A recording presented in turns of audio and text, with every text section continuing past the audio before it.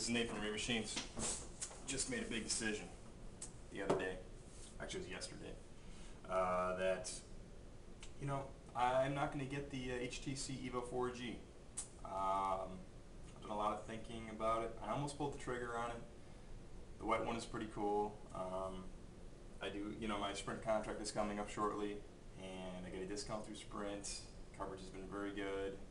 The deals, the plans are unbeatable.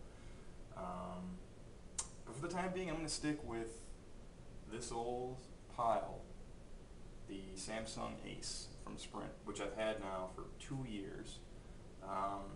No data plan. I guess I'm too cheap for that for the time being. But it does have a camera. I don't ever use it.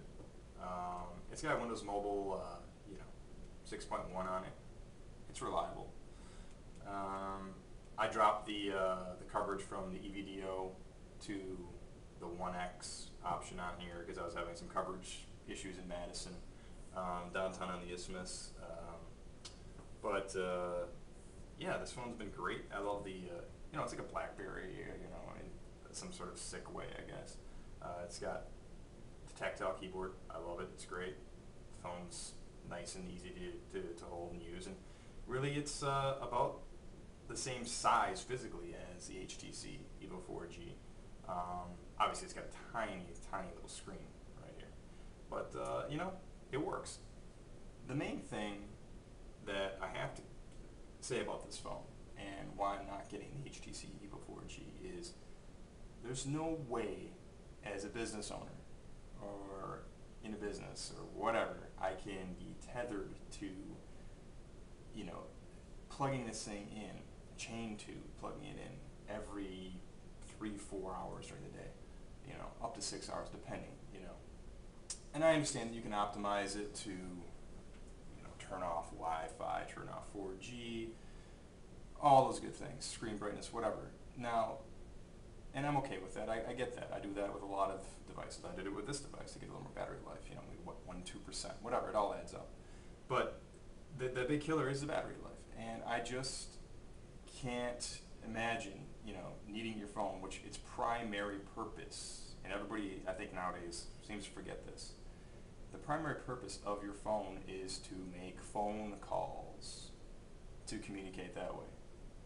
Everything else is secondary. I've got a couple apps on this phone. That's great. I don't have web-enabled phone. Surprising. Sure, it might be. But it's just not as important. I need to make phone calls. I need to make phone calls reliably. And I can get, with this, I can charge this guy every 2 to 3 days. How do you beat that? You can't beat that. And that's partially why I've been sitting on the sidelines waiting to get a smartphone that, with a good data plan, that gets decent battery life. Now I've been hearing rumors too about some new HTC phones or new other Android devices that are coming out later in 2010 with the new Android 3.0 OS with dual core processors. Now, I don't know about you, but as a computer tech, a dual core CPU in a lot of cases means the machine is less of, oh, there we go, your machine's phone call, doing its job. Remachines, this is Nate speaking.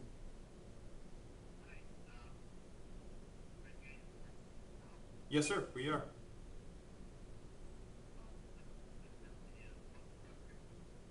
Okay, I'll be right down. I'll let you in, okay? Thanks. There you go. Business calls. And if my phone was dead, I'd just be losing money right there. Okay, I'm back. Had to make some money. Telephone worked. Not on a battery charger. I'm not paying $10 extra per month to use 4G service when I don't live in an area that gets 4G. I still don't get that. They won't waive it either.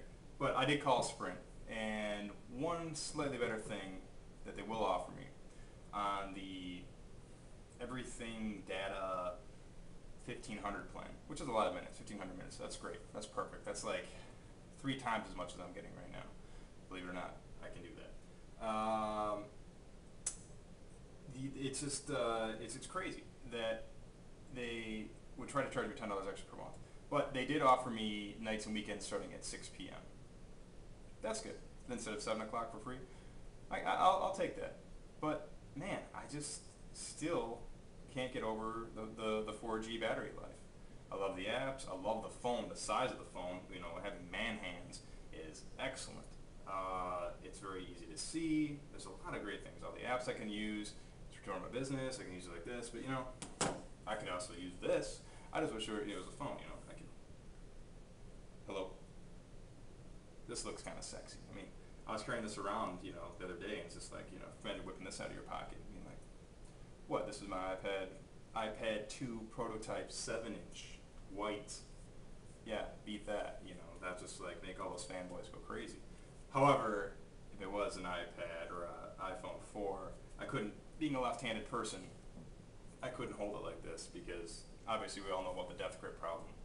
So I'd have to basically become a right-handed person talking on the phone. I don't really do that a lot because a lot of times working on a computer, I have the phone on the left and I have the mouse. I'm kind of ambidextrous like that. I guess I could switch, but that doesn't make any sense. That's just illogical. So iPhone 3, iPhone 4, closed proprietary system. Not a big fan of it. Nice devices. Again, not very good phones. The call volume on the phone is horrible. The battery life is not good. Better than the 4G, absolutely. No removable battery. See, nice thing in life is pull this down. There's my battery.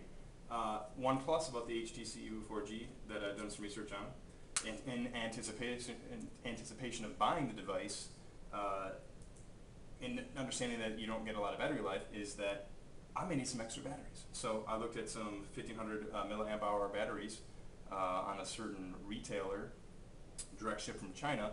You're talking, you can get two 1500 milliamp hour batteries and a wall charger for like $10. Now, of course, they're probably Chinese cell batteries. They're not going to be the highest quality. It may start your ear on fire. It may kill your firstborn child. Who knows? But it's still a really good price. But then I thought about it again, and I'm like, okay, would I want to pull out my battery in the middle of the day, put another one in, reboot the machine, all that kind of stuff? I'm losing productivity. I don't have time to be messing around with all this crap. I need to do work. I need to communicate, and it's hard enough as it is. So these are my main reasons for not, at this time, going with HTC Evo 4G, not getting an iPhone. I've thought about the HTC Hero, and I believe it's a Samsung Moment on Sprint, and those intrigue me, but they're just kind of like, those are going to be devices that are going to be left behind by the end of the year. So what I'm really doing is holding out before the end of the year in anticipation of Android 3.0 on any device. I believe the screen size has to be 3.5 inches or larger, and I just hope that somebody solves this battery crisis issue that's occurring, because I like to have a nice high-powered phone, but I'd also like to have a good battery life. And if it requires me to get a little baby bump on the phone where it's like, a slightly thicker, because you went from 1500 or 1800, whatever it is, milliamp hour battery to 2200, 2500, something like that, so be it. At least I could use the phone all day long, charge it at night. I can live with that kind of stuff. Not a big deal. So these are the reasons why I'm still stuck with my pathetic yet trusty Samsung Ace for